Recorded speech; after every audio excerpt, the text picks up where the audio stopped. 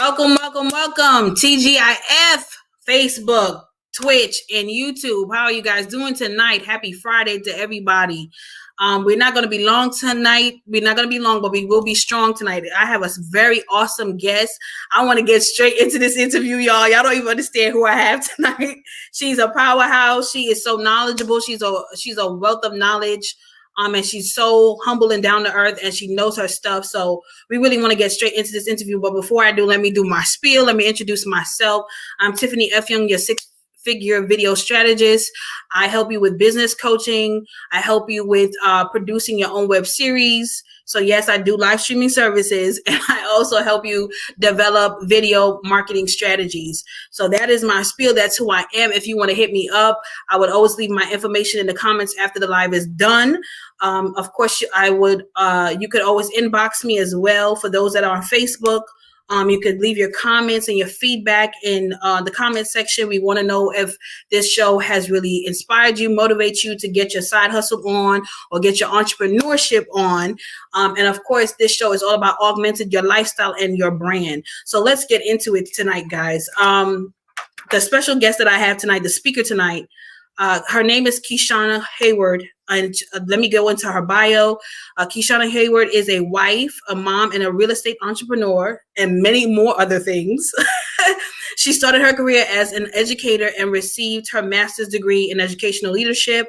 KISHANNA prides herself on being able to empower and encourage others to reach financial freedom and create generational wealth. So without further ado, let's bring the woman of the hour on the screen, please. KISHANNA Heyward, y'all. Hey, how's it going? Hey, how's it going? Yes, that bio is way too short for what you do. Try to be modest. I know, but I love it. I'm so excited to have you on tonight. Like, we were chopping it up backstage, and let's just get into this interview. So the first question I always love to ask my speakers is, how would you describe KISHANNA, the CEO, versus the woman, the wife, the mother, all that stuff? How would you describe? Are you one and the same, or what's some of the differences and similarities? Mainly the same, but some of the differences is there's a certain amount of confidence and assertiveness that one has to have as an entrepreneur, as a business owner. That spills over into me as a mom and a wife as well. But that I know what I'm talking about, spirit, I guess you would say, to initiate respect from others, because in my particular field, it's a male-dominated field. So I have to stand strong and know exactly what I'm talking about. Not only know it, but exude that confidence that I know what I'm talking about. It's one and the same, but kind of very different. So that would be the main difference, but mainly the same person, boss and not boss.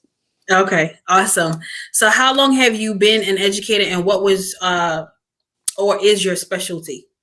Yeah, I was a fifth grade teacher for 6 years in Washington, D.C., Southeast Washington, D.C., and 1 year in North Carolina. So I taught fifth grade that entire time. That was my niche of a grade. I love fifth grade. It was that time where, kids, and I'll keep note from my little one too, but kids in fifth grade, they're still baby-fied, where they still want a hug, but they feel like, nah, leave me alone. So they're moving to that stage of like, independence and maturity and stuff like that, but still they want to hug and cry and stuff like that. So it was a cool grade to teach and challenge too. Okay. And then so what made you decide to get into real estate, and how did you get started? Yeah, so what made me get started into real estate, first of all, I've always loved real estate. Since the age of 13, I remember me and my cousin would go in the room. We would watch like the makeover shows. No, it was like flipping shows, and I was 13 years old.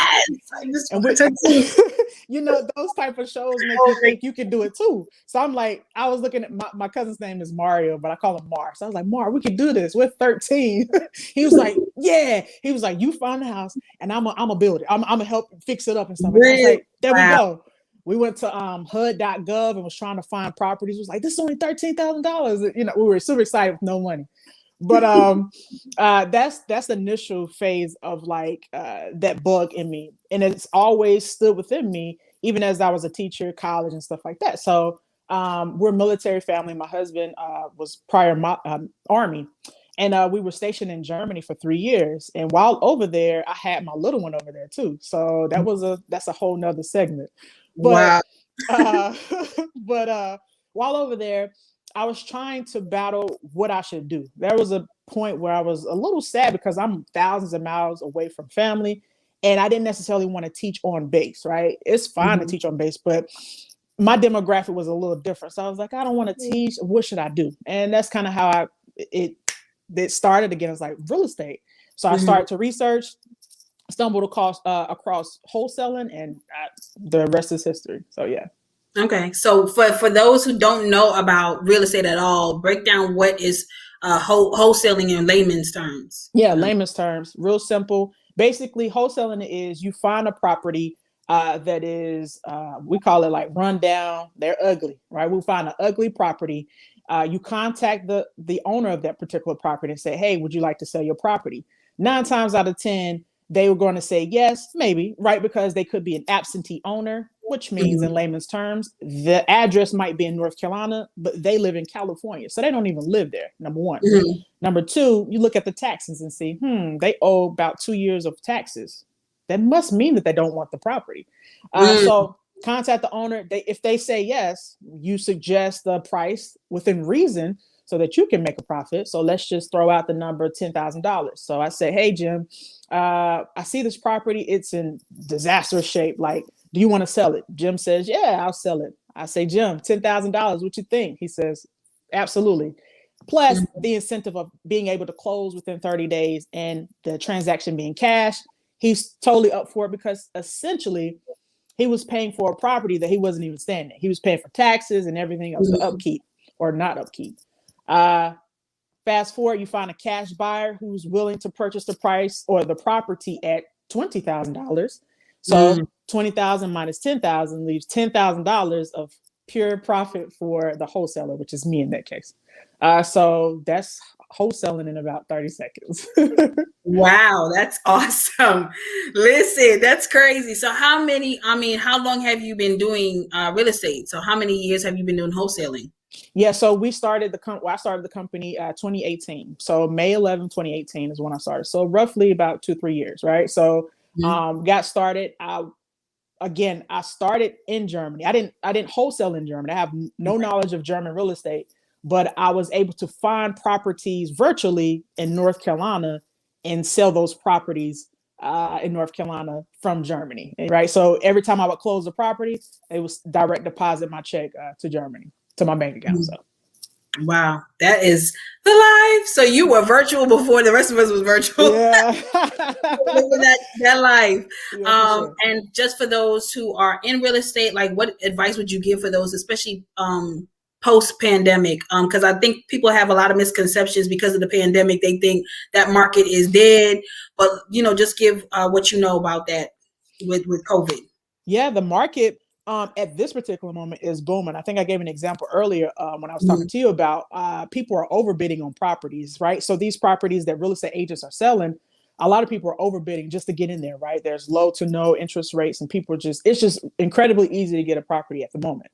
But for those who have a wholesaling business, what I would tell them is try to manage or try to be creative and maybe pivoting as well, right? So maybe not actual residential properties that you're selling. Maybe you encounter land.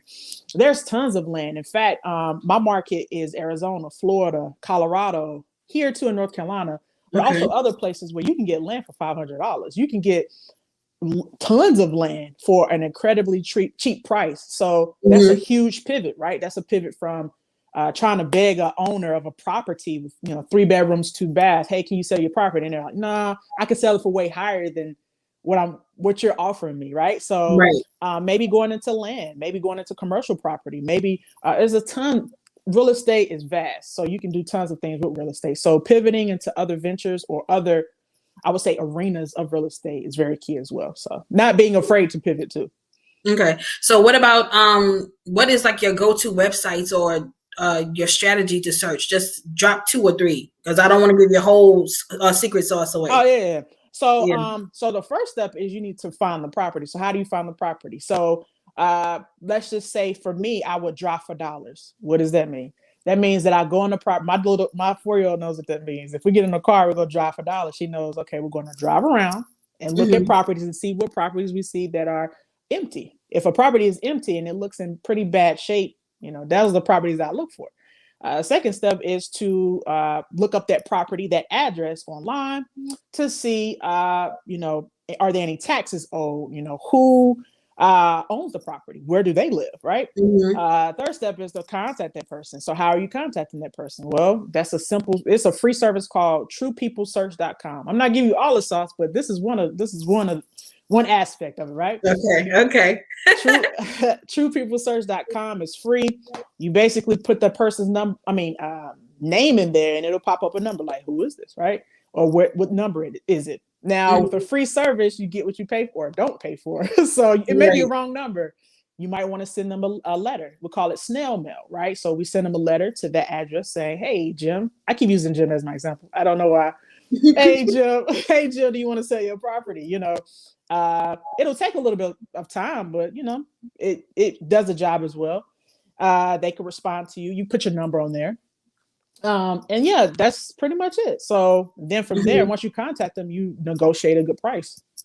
Oh, wow. Awesome. So I'm going to leave you alone because we're waiting on you to drop that YouTube channel that we were talking about. She needs to come out and really educate us on this wholesaling because she knows it like in and out, and she makes it so simple. Like, I'm like, oh, I'm actually understanding what she's saying, which is hard to find. But give us the backstories on your books. Credit is Queen Charlene and Credit is King Kareem. Like, give us the backstory and what was the inspiration behind that? Right. So we already talked about I'm into real estate, but also just within our household, we talk about credit, whether it be, my credit score jumped 10 points or whatever the case may be. So my daughter hears this, right? And she's 4 years old. She hears this and she asks mommy in her curious self, mommy, what is credit? And there was no information online. As a teacher, I'm eager to jump in there and say, boom, baby, this is what it is. I found a resource. Let me go on the internet and try to find it. There was nothing. So as a result, the entrepreneur in me, number one, but also number two, I wanted to help her other kids, right? So that innate, I want to help, force me or nudge me to create a coloring book for kids. And I know that ranges from about age 6 to 12, where they kind of think it's still cool to color. In the back of every book is a guide for parents to become subject matter experts. My goal for the books are to, with every flick of the page, there's teachable moments, right? And a lot of times parents may not know how to break finances down, especially credit, down to their young ones. And as a school teacher, I know firsthand that we are not teaching finances in school. Why? Because we are kind of focused on standardized testing and some other foundational things that kids need to learn as well. But finances and the like is really left up to parents. So because of that, parents need to know how to break that down to their kids. So that's the story behind the books. Okay, awesome. And I want you, and I want everyone that's tuning in and those that will catch the replay. Hi, Mom. Hi, Apostle Serafina and Adonica, Sis Ambry, and everybody else that's tuning in. But I want people to really hear what you just said. You heard your daughter say something. She asked you a question, and you did the research, and you saw, wait, there's nothing out here, and you met the need. And that's literally what business is. You have to meet the need. Right? There's something out there that you can provide, whether it be a product or service, and meet the need. That's where the profits will come in. And it's not about the profits, it's about serving the people. Like you said, the innate was to help. Right. And I think a lot of times, like, I always tell people it is, it's connections, it's collaboration, it's connection over checks, and it's people over profit. The profit will come once you're meeting the need and you have a heart of service. Right. So I just really wanted people to catch that because, like you met a need, and just by the simple conversation, a mommy and daughter conversation, a business was born. So that's just crazy. That's just phenomenal. And I love that story.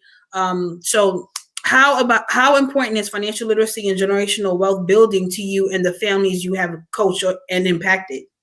Yeah, financial literacy and building financial wealth is very important. In our country, in our society, there's a huge wealth gap, right? There's the haves and the have-nots, so to speak. There's an economic ladder that if you were born into poverty, there's a percentage of people who continue to live in poverty. And if you were born into wealth, you continue to live in wealth.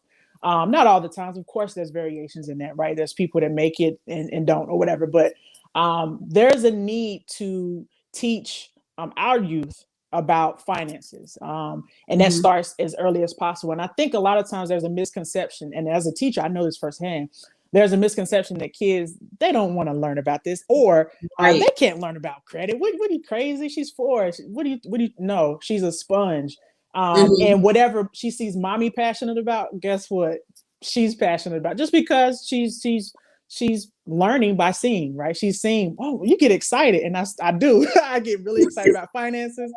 We have Zoom meetings, family Zoom meetings about like side hustles, how to do taxes, stuff like that, retirement. These are important aspects that sometimes our community, I wouldn't say our community, sometimes we as parents, sometimes we as individuals really don't know about. We may not have been taught it, or if we were taught it, we don't implement it, right? And there's a disconnect. So it's very, very important. And COVID hitting and me seeing others struggle during COVID, whether it be family or friends or just society in general, really sparked that.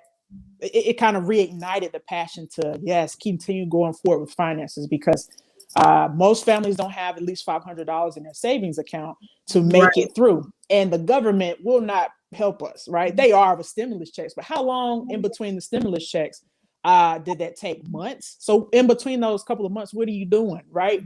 How are you helping your family? How's your family eating?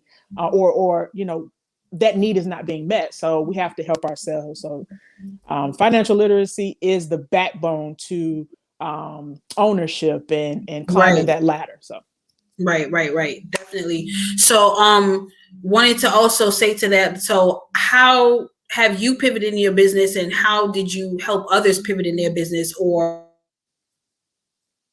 getting into entrepreneurship post COVID or during COVID? Yeah, so I've been pushing to people, anybody that I know, I encourage them to pivot and to create low content material, right? So low content material I was talking about earlier is basically where my coloring book is low content, and the audience or the person that purchases the coloring book is creating the content to go into the coloring book, or coloring in my situation. It could be a journal. It can be, if whatever you're good at, you could put a low content, you can upload low content books or anything creative onto Amazon, and the upload is free. That was no charge, right? Wow. So Okay. if I do a devotional journal, and I'll give you an example of how I've touched immediate family and friends. So if I do a devotional journal, I might put a couple scriptures in there, but the basis of the journal is what? Lines. Right. Because the person who buys it is going to write, I'm grateful for, blah, blah, blah, blah, blah. So all I'm producing is the lines in the book. Okay, that's cool. I'm producing something of substance, of course, or a planner or a budget, Right. So all that's super cool to me. So family and friends have, I think, my cousin has created a book. One of my friends created 2 books. She uploaded to Amazon. Another cousin, which is like my one of my closest cousins, she during the pandemic has created 2 LLCs. Wow. She's getting into vending machines and also real estate herself. She's saved up. Now, this is the cousin that saving wasn't in her vocabulary. Like, I see it, I like it, I'm gonna spend it. So I know.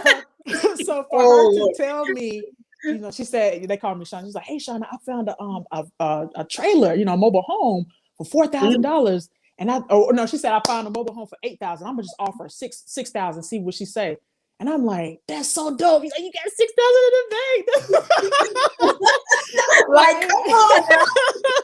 Ooh, graduated. It was a super blessing. So stuff like that, I know that I'm making a difference. I'm helping people with their credit, right? So, so making those moves. So it's just interesting. It's impactful, and it's important to pivot. So yes. Absolutely. So on a lighter note, what are your top 3 hobbies? Like, what do you do for downtime or in between all these projects and business ventures that you have going on?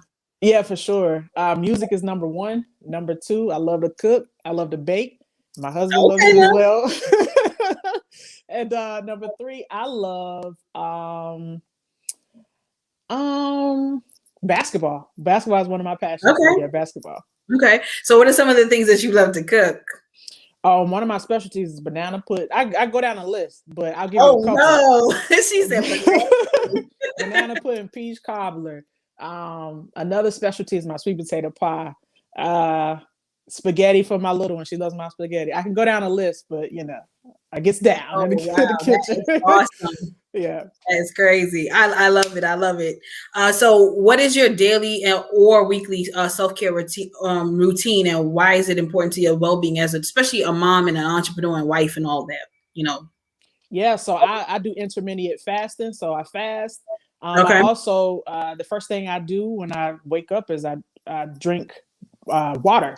So water is very important for skin and health and well-being. And there's so many times I go throughout the day, you may be working and forget to drink water. And you're like, man, I'm tired, or drink water and it might make you feel better. Take a walk. So exercise is very important. Alone time. So this is very vital. So my husband does a fantastic job of, we do like, we switch off. So he'll have her. It's great. It's great. I'm about to take notes. Like what? This one is for me. Yeah, it's amazing, right? So we do shifts. That's what we call them, and then we do family time as well. So within a day, he's a high school history teacher at the moment. I told you he retired the Army, but when he gets home from work, he gets Olivia because I've had her for that time, right? So we switch off. So he gets her. Now I have until like 9:00 during a weekday to do whatever I need to do, right?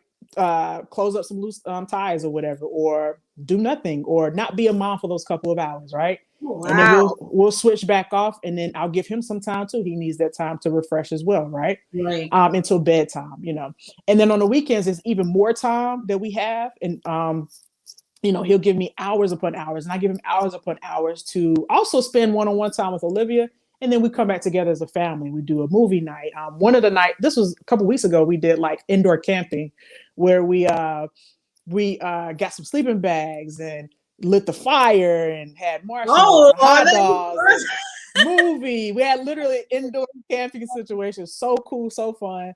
And we'll probably do that again. So that's just an example of what we do. But also it's important as a mom, as an entrepreneur, you have to, I said this in another podcast, you have to take care of your all-star player, which is you. I am my all-star player, so I have to take care of myself. So it's important for me to have that time too, to not be mommy for a minute, because that's a misconception as a mom. You got to be there 24/7 where you need a break. You need a break. So yeah. Yeah, absolutely, absolutely. But I'm taking note. You just saved some families and marriages right now with that shift idea. I was like, oh yeah, we need some shifts around here, okay? Because I need to unplug from everything, not just business. And I think a lot of people forget that. People think, oh, you unplug from business, okay, go back into mommy mode. And I'm like, no, I can't do that right now. Right. Man, just that last call just took me out. I need at least an hour or two. So, definitely. I mean, that's just, I love that, the shifts. So that's really important. And I think that really, really works, because I've read a lot of articles that, some people, because of COVID and everyone had to now be in the home, like, everybody's working from home and all these things. A lot of couples realize, wait a second, I don't like you that much. Well, actually, like, a lot of people went into separations or even unfortunately divorces, like crazy stuff. And it's because, for one, they realized their communication wasn't as great as they thought it was, Right.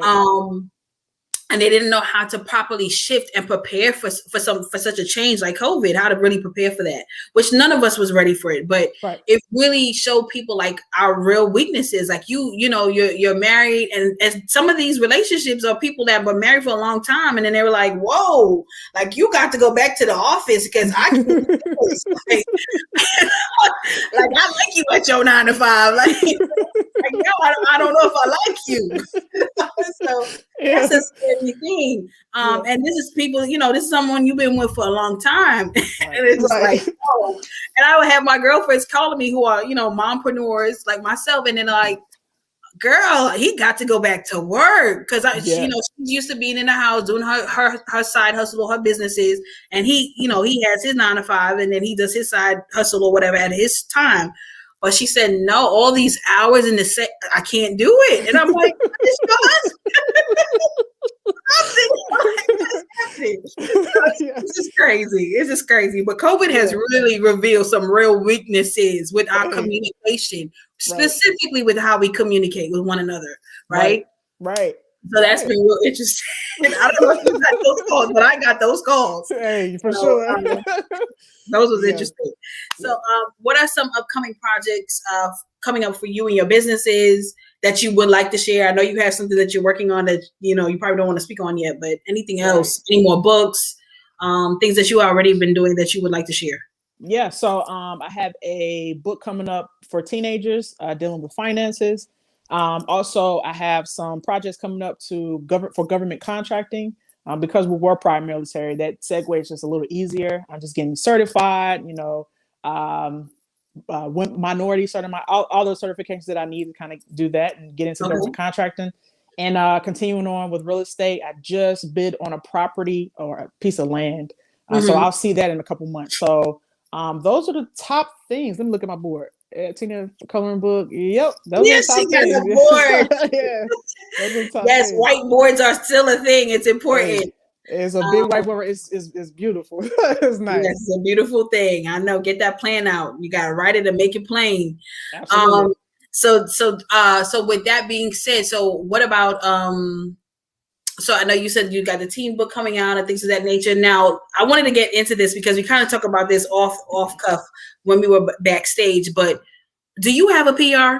And I wanted you to share that and your insights of that. Nothing against PR, anything like that, but a lot of people she has so much publications and so many eyeballs on what she's doing, which it should be because you do phenomenal work for the community and for so many families, and you're making great impact. But when I saw the publications on your Instagram page, I was like, oh, she must have PR because they were literally coming back to back to back. And I'm like, what is going on? What's the secret sauce? So I said, so I asked her and she said no. So I just want you to speak a little bit about that and this misconception that people have that you have to have PR to get to the next level, or why people think that they can't do it themselves. Just to help people out in that area. Yeah, for sure. So I did reach out to a PR. This was after, a publicist, excuse me. I did reach out to a publicist to see how they could help me, but the price was just too astronomical for my budget. So I was like, well, I could just continue on with what I'm doing. So for me, it's very important. Okay, first of all, being in real estate, I understand this. Let's go back to wholesaling, and it does relate to us talking about a publicist and getting that attention. So we'll go back to real estate. In order for me to get one yes, when I'm sending out these letters, or we'll call it cold calling, when I'm calling the owner to say, hey, would you like to sell your price at a crazy cheap price? I need to reach out to about 100 people in order to get one yes. 100 people to get one yes. So my belief is that God does prune us and God does prepare us for opportunities along the way, right? So let's just use that example of me knowing that I need to be, in order to be successful, I need to, in real estate, contact 100 people for one yes. So now when I'm contacting people for the book, the credit coloring book, 100 people, that's nothing. Let's go. Like 100 emails to somebody, that might mean, what? I only wanted to do 3 and I'm done. They said no, so I quit. No. 100 for one yes. Okay, boom. I got one yes. Move to the next one. 100 more emails, or who I need to contact, or who I need to tag in an Instagram post, or who do I need to send this book to. I'm being random. It's called like guerrilla marketing. Basically, like just you doing some unorthodox things to get attention, and it worked. So no, you don't need a publicist, but you do need the grit. You do need the tenacity to keep going and not quit so easily. It's easy to quit. It's easy to quit, but those who stand out, right? They stand out for a reason. Why am I standing out? I've contacted Black Enterprise, be anybody that will listen.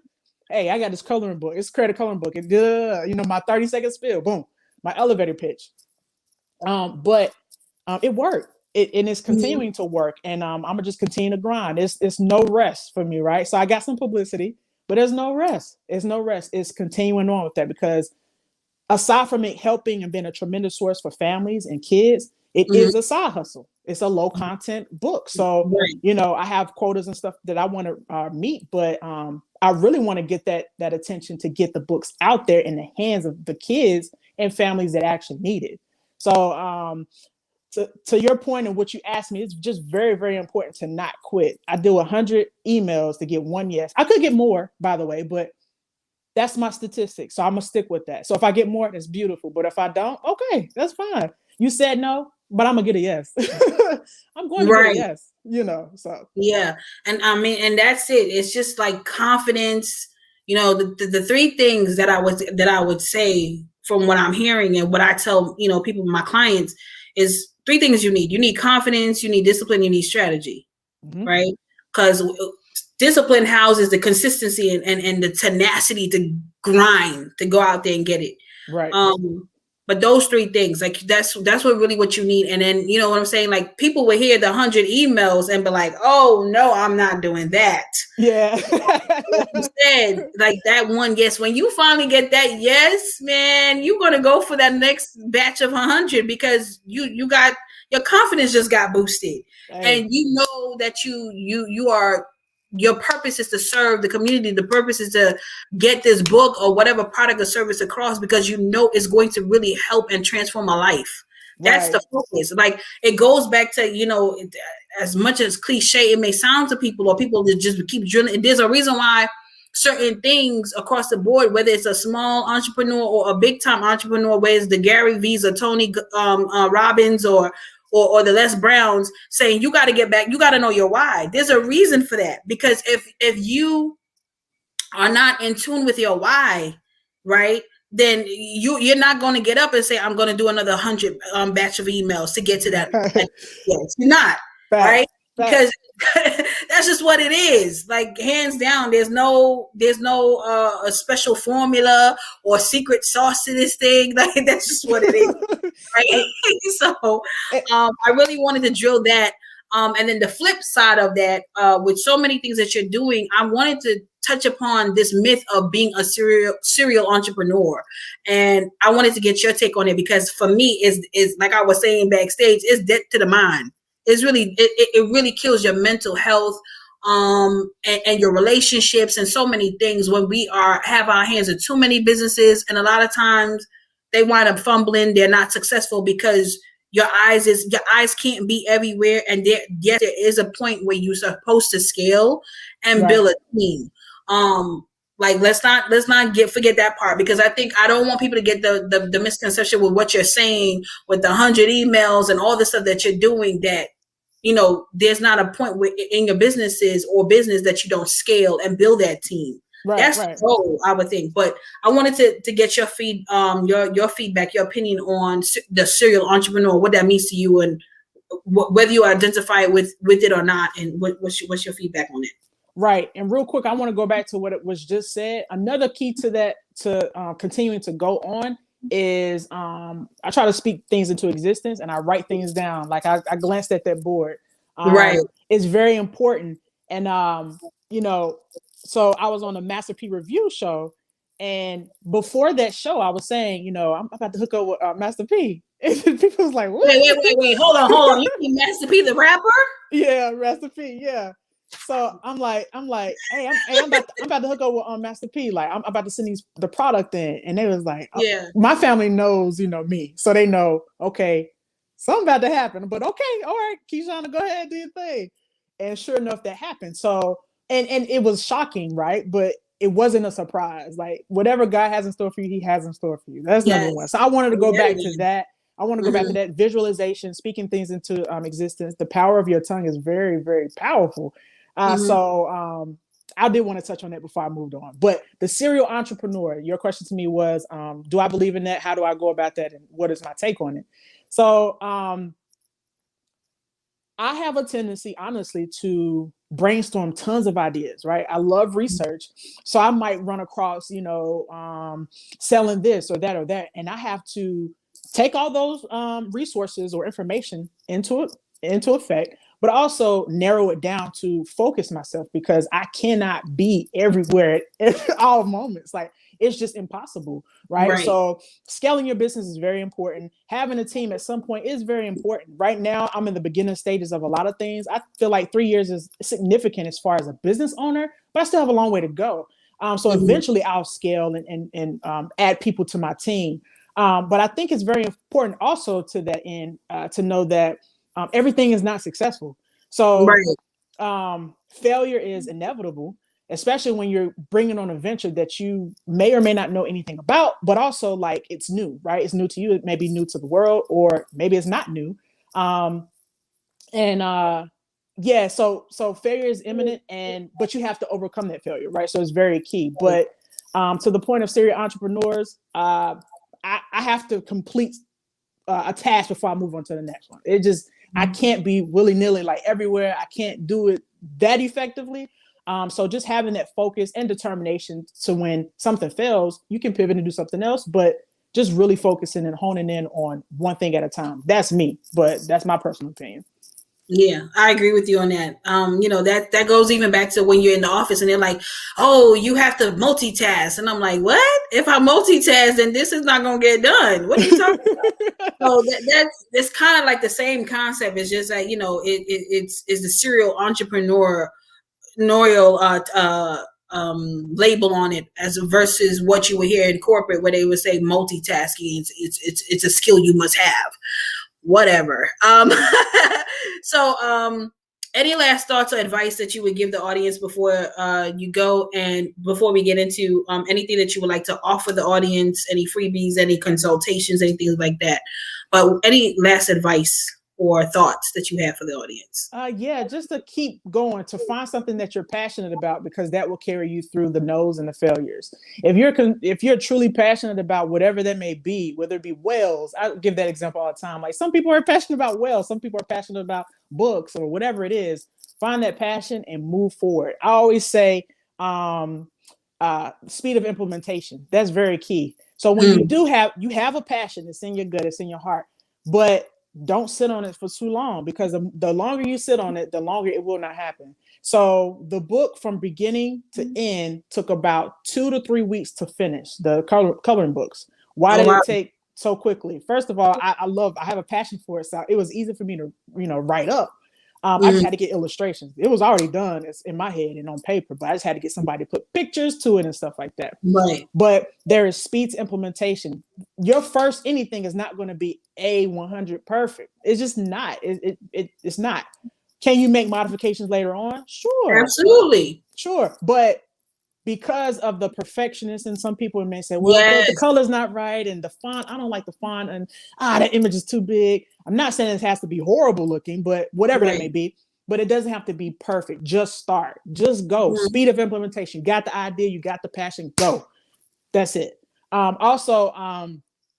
call it analysis paralysis. I say this all the time, right? You research. I talked about how I love to research, but how much research can you do before you just like stuck and like do nothing, right? So that kind of goes hand in hand with speed of implementation. Just go, just jump. I think Steve Harvey talks about jumping.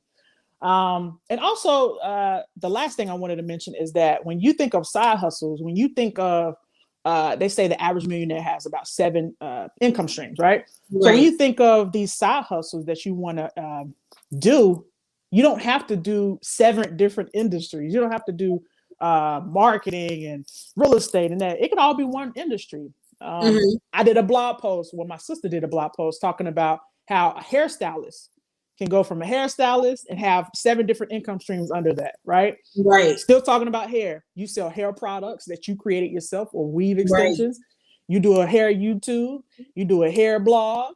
You do a hair ebook. You do a hair. The profits that you made from doing hair, you buy a car cash. You put it on Turo, which is a car sharing service. Yes. You rent out a room in your home. Now you got an Airbnb. It doesn't have to be like all over the place, right? It could be one streamlined thing where you're not, you're not doing too much, right? So that's kind of what I wanted to hint to. Yeah. Yeah, definitely. And I love that. And like that, yeah, that's the misconception people have when they hear 7 income streams or 8 income streams. Because now people are saying we need 8. And I mean, I could Hey, understand why people say why we need 8 or 10. amen. But people have that misconception that it's like 7 different businesses, total different industries, niches, whatever. And that's not the case. Right. It's just like streamlining everything and thinking about, okay, how can I take the hub, like create a hub and then have Right. the stems. Like if you have an umbrella, that's the hub, and then the stems under the umbrella that holds up the umbrella, that's the other businesses, that's the other streams we're talking about. Just Absolutely. to give you an analogy or illustration to those that are visual or, like me. But before you go, do you have any special offers, or where can they get your book, anything that you have going on? Or if people wanted to like say, I really want her to coach me, or I want a consultation, do you have anything like that going on? I do for real estate. You can email me, K Hayward at asaphomeinvestments.com. Okay. You can get the books at creditisking.kareem.com, or you can go to Amazon and just purchase directly through Amazon. Just put in the search engine credit coloring books and it'll pop up. So okay, awesome. But definitely I'm so excited. I definitely want to get you back on the show in the fall or the winter to talk about the next business venture, because I know for sure.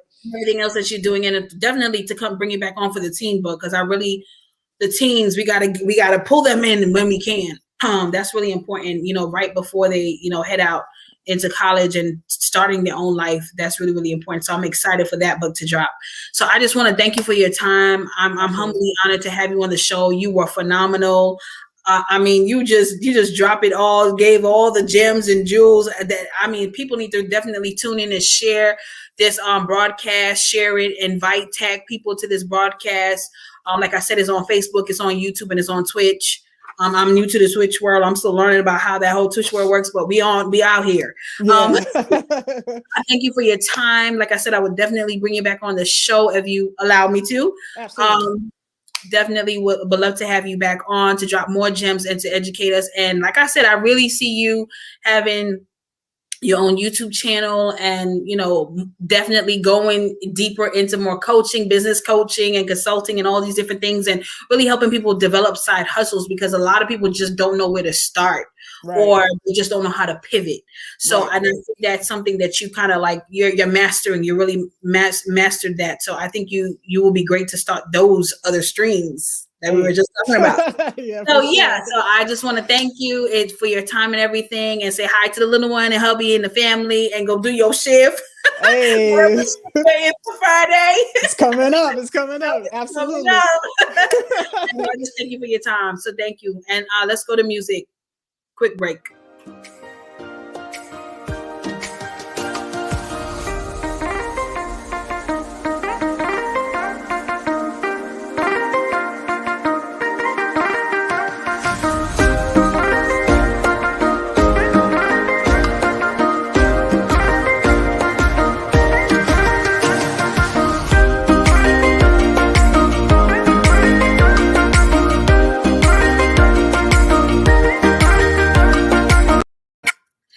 Hey. So welcome back, guys. That was such a phenomenal, awesome interview. I really, really, really enjoyed KISHANNA and all the gems that she dropped. I hope you did as well. Please feel free to tag, share, and invite. I'm going to run off here because it's Friday night and I have a lot of things to do with family. It's family time. I'm about to go pop some popcorn and do the movie time and get some dinner in, and spend that quality time with family, which I advise you to do the same. Make sure that you unplug, you take care of yourself, your mental state, your emotions. Make sure that you're in line with God. Make sure that you're praying, you're meditating, you're fasting, and you're giving your time to God first and foremost, because we cannot do anything without him. I'm always going to share that with you. I'm a woman of faith, and I'm a child of God. I'm a daughter of God. So I'm always proud. I can only do what I do because he allows me to. Everything that this show, everything that I have, it all belongs to him. It's not my own. So I thank you always for tuning in, for rocking with me. If you need any of my services, like I said, once again, I offer business coaching. I offer live streaming services. I have my team, my international team. We do what we do. We enjoy what we do. We love being creative. And I also provide video content strategies to take you to the next level with video. And then also, I am still looking for mompreneurs for the month of May, because after this series is completed for the Women History Month series, we will be taking a break in April, and we'll be coming back in May. May is Mompreneur. I have one slot left for a Mompreneur. So if you're out there tuning in, if you know anyone that you would like to recommend for the Mompreneur series or Momagers series, you know, those that are managing their children, or, you know, that have businesses. I really would love to get some moms that are managing their kidpreneurs, and then mompreneurs, of course, those that are moms that you know, have their side hustles, they building their brands and their personal brands and businesses and things of the nature. We want to have you on to share your story and your transparency, and to really drop gems on the people, to take people to the next level and augment their lifestyle and brand.